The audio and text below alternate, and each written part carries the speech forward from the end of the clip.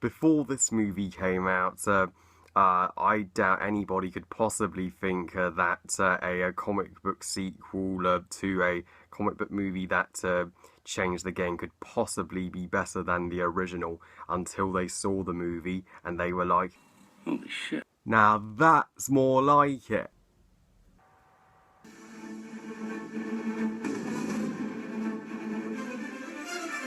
X-Men 2, directed by Bryan Singer and is the 2003 sequel to the 2000 Game Changer comic book movie X-Men, also directed by Bryan Singer. So X-Men 2 tells the story continuing the events of the first movie. Magneto and his Brotherhood were defeated in the first film's climax, and now Magneto has been imprisoned, and despite this, the X-Men are still outcast from the rest of the world, and the world and mutants are still at war with each other, and Wolverine, Rogue, and Iceman, and a couple of new characters too, Nightcrawler and Jean and Cyclops are all and Storm are all now a team in Charles Xavier's School for Mutants, and are trying their best to get mutants accepted, to at least convince the President that mutants are your friend rather than your enemy, but to make matters worse, a colonel who leads an assault on Xavier's school. He is determined to wipe out every mutant on the planet, and he was the one who actually experimented on Wolverine and gave him his claws in the first place. So this leads Wolverine back to the lake and base from his past, where his life changed forever, which leads to a epic and at the same time devastating climax. So yes, X-Men 2, we can all agree, is one of the greatest comic book sequels ever made. Not only that, it's the best of the original X-Men trilogy by far, better than the original in every way, and one of the greatest comic book movies of all time. Bryan Singer, you deserve 2 thumbs up. While I wouldn't quite put X-Men 2 in the same league as, say, Spider-Man 2 or The Dark Knight, for its time, it literally was rated the greatest comic book film and probably best sequel ever made. It's proved that the X-Men series, despite being a franchise, would not lose any of its mojo, that Bryan Singer is the only director for X-Men, because this is still one of his best works on the X-Men films, and proves that a comic book sequel can be done to pure perfection if done right. All sequels should take notes from X-Men 2. Everything you want in a sequel that does everything better than the original it's all found here. The stakes are higher. It continues the mature, prejudiced storyline from the first film, but does it even better. It executes that storyline in this movie outstandingly. You have never been more engaged, and it's darker than the first and more emotional. Trust me, by the end of this movie, I was crying my eyes out. But I will talk about the climax a bit later. For now, let's talk about everything this movie does better than the original X-Men. The characters, for one thing, have been stepped up. Hugh Jackman as Wolverine, he's even better here. He's more confident in the role, and he's finally beginning to get into the character of Wolverine / Logan. He goes on a really personal journey here that leads him back to his past, that begins to haunt him and brings him face to face with the man who made him a mutant and gave him those claws. We didn't get that in the first film. That's something this movie flawlessly exceeds at. What a great continuation of the story. Bryan Singer helps us learn more about these characters and help us get even more engaged with them and attached to them than we ever did in the first film, and now that we've known them for 2 movies. And Rogue, I loved Rogue in the first movie. She was my favourite character there, since I really felt for her since she almost killed her boyfriend by just by interacting with him. And while she is less focused on here and certainly doesn't get as much to do, as she's still great, and they continued her storyline very nicely. And now she finally does have a new boyfriend, Iceman, which you're so relieved for her after all she's been through. And Iceman's great too. We even get to see his parents, who are non-mutants and are struggling to cope with the terms that their son is a mutant and is most likely going to be hunted down and hated by the world. This film explores both sides of the two ideologies from the perspective of the mutants and non-mutants. And Storm, played by Hailey Berry, is better here. She definitely gets more to do. And Charles Xavier and Eric, Professor X and Magneto, are just as great here.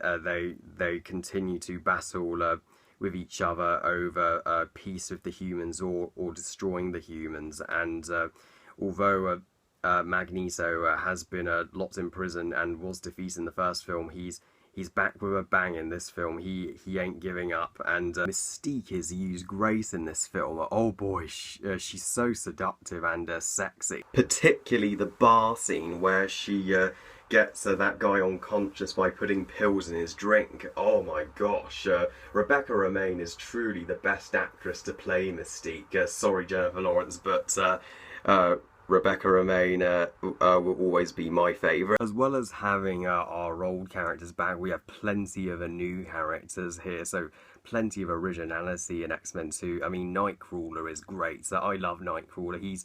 It helps that he is a Christian and has a faith. Since I'm Christian, I really related to him. Not to mention that makeup. It's pretty darn impressive. I also love the villain of this movie, the Colonel, the one who is responsible for creating Wolverine in the first place. So he's such a personal villain for Wolverine, which creates such a great conflict between the two of them. And I love all the characters and all the performances of this movie. Absolute top freaking notches. And what this movie especially does better than the first, it ups the action and it greatly improves the pace. The first movie, of course, did have a lot of exposition and setting up this X-Men universe to do, but this movie, like most sequels, does not have to worry about that whatsoever. It can dive straight into the action, and as well as the first X-Men movie was a little short at only an hour and 40 minutes, this movie is appropriately 2 hours, and it feels shorter and flows so much better. Yeah, the pacing here, it's pitch perfect, and the action absolutely amazing.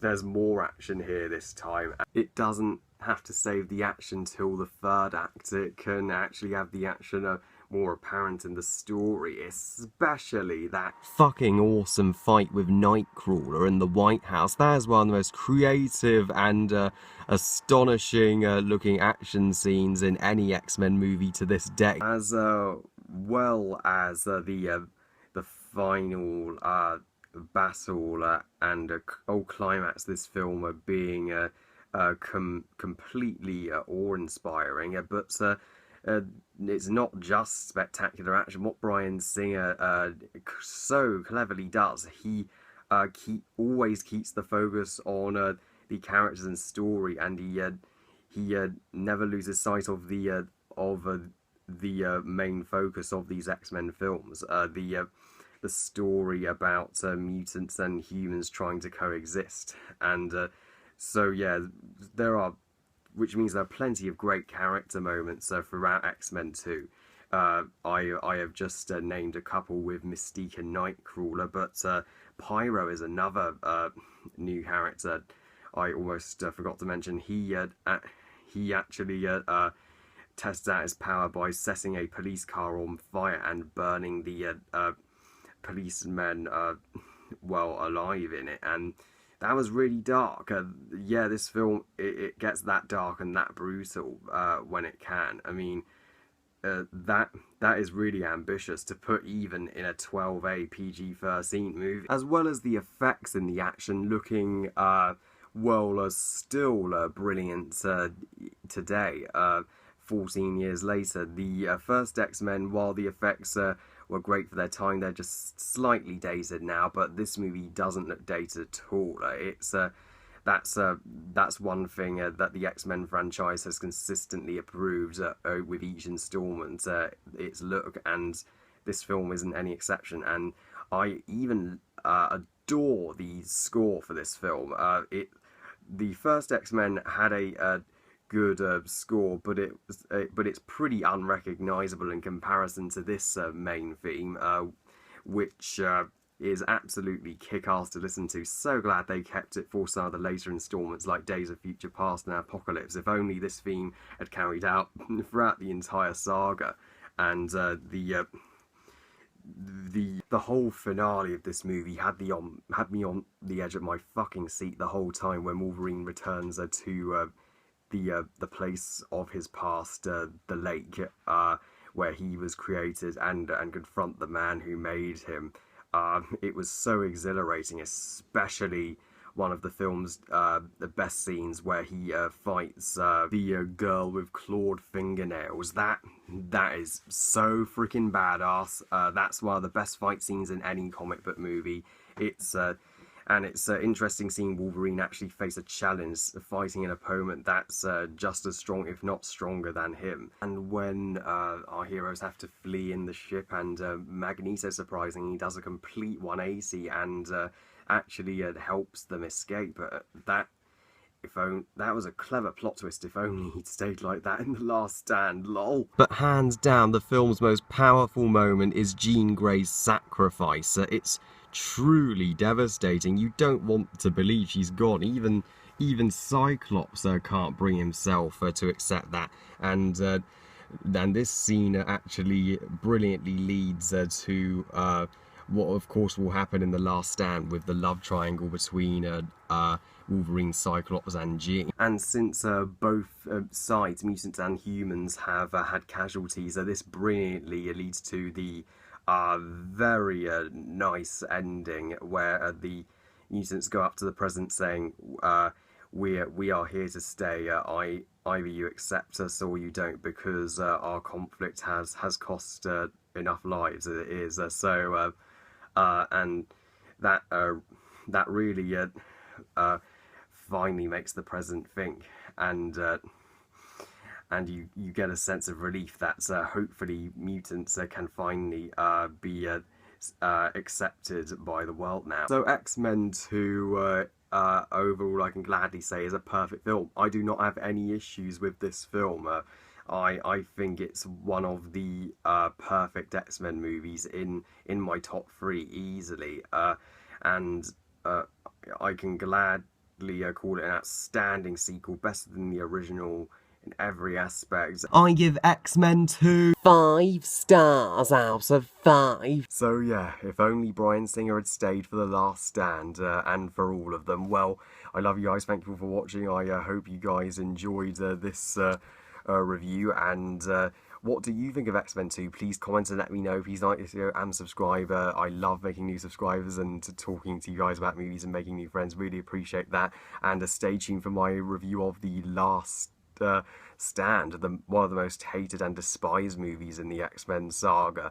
But do I agree? Well, you'll soon find out. I'll see you then. Bye, guys.